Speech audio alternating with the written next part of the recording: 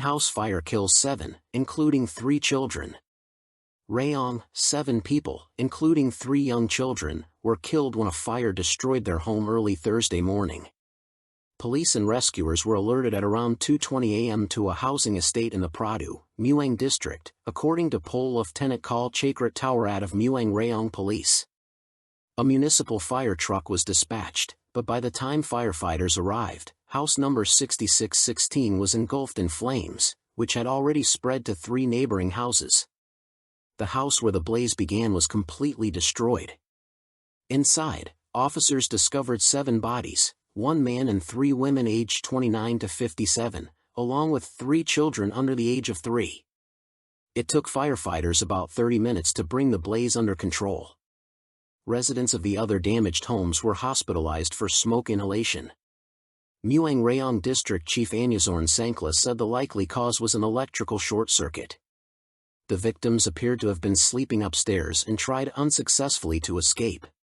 Some were found near the bedroom door. Thailand's air quality law in jeopardy despite 32,000 annual deaths. Despite tens of thousands of premature deaths linked to air pollution each year, Thailand is struggling to pass a strong air quality law. The polluter-pays principle, central to the Pollutant Release and Transfer Register (PRTR) bill, is under threat after government pushback. Experts warn that without this principle, the law will be nothing more than a paper tiger, leaving companies unaccountable for harmful emissions. Association, Professor Kanangnaj Sribuayam of Chulalongkorn University, Deputy Chair of the Parliamentary Drafting Committee, stressed the need for both incentives and penalties to drive change.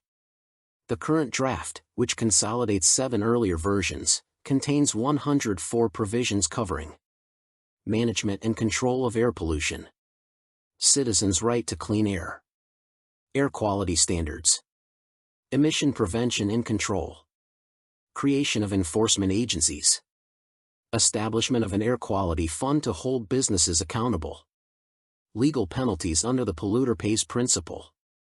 Concerns mounted after a government legal advisor objected to the air quality fund clause. Association, Professor Witsano Adavanik, economist at KSETSART University and committee spokesperson, warned.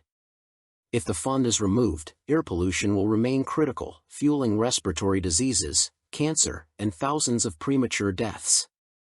The State of Global Air 2020 report estimated 32,000 premature deaths annually in Thailand due to smog and toxic air. The draft bill enshrines the right to clean air, public access to data, participation in environmental decision-making, and the right to sue polluters. Penalties include civil, criminal, and administrative sanctions with fines up to 50 million baht, 1.3 million euros. Local administrations would be tasked with monitoring air quality, with governors stepping in when local measures fail. The law would also regulate cross-border pollution and agricultural burning through traceability systems. Meanwhile, Bangkok and northern provinces have been declared pollution control zones for the dry season. The capital plans low-emission zones, stricter diesel vehicle standards, and continuous emissions monitoring systems (CEMS) for factories. Bangkok Governor Chadchart Sitapont said cutting PM 2.5 pollution by just 1 microgram per cubic meter could generate over 10 billion baht in economic benefits.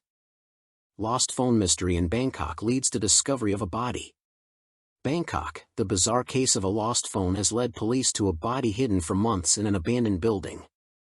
On September 30, 2025, a man who had lost his phone recovered it, only to discover disturbing images of human remains taken by the person who had found it.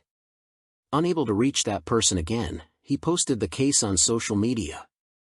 Influencer Guntouch Pongpei Bunwet, known as Gun, joined the effort and helped track down the building where the skeleton was located.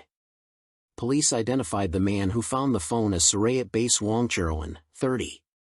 He admitted he had stumbled upon the body while wandering through the abandoned building, where he sometimes sheltered. Shocked, he photographed it using the recovered phone.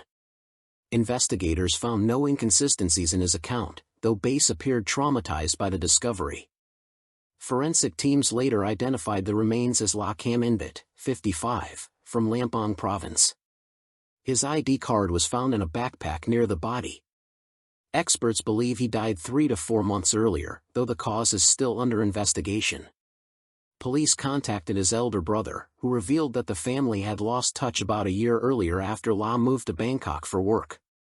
He has since made arrangements to reclaim the body for a proper funeral. Phuket MP criticizes visa-free policy for attracting low-quality tourists. Phuket MP has called on the government to reconsider Thailand's visa exemption policy, arguing that it attracts unruly tourists and damages the country's reputation. Chalampong Sengdi submitted a formal request to review the policy, which currently allows citizens of several countries to enter Thailand without a visa. He acknowledged that visa exemptions boosted arrivals and revenue but argued they also encouraged the influx of low-quality tourists linked to illegal activities, disruptive behavior, and public scandals. He pointed to recent cases, including indecent public filming in Phuket, drug-related incidents, and violent altercations between foreigners. He also cited the BBC documentary Thailand, The Dark Side of Paradise, which exposed the negative side of mass tourism.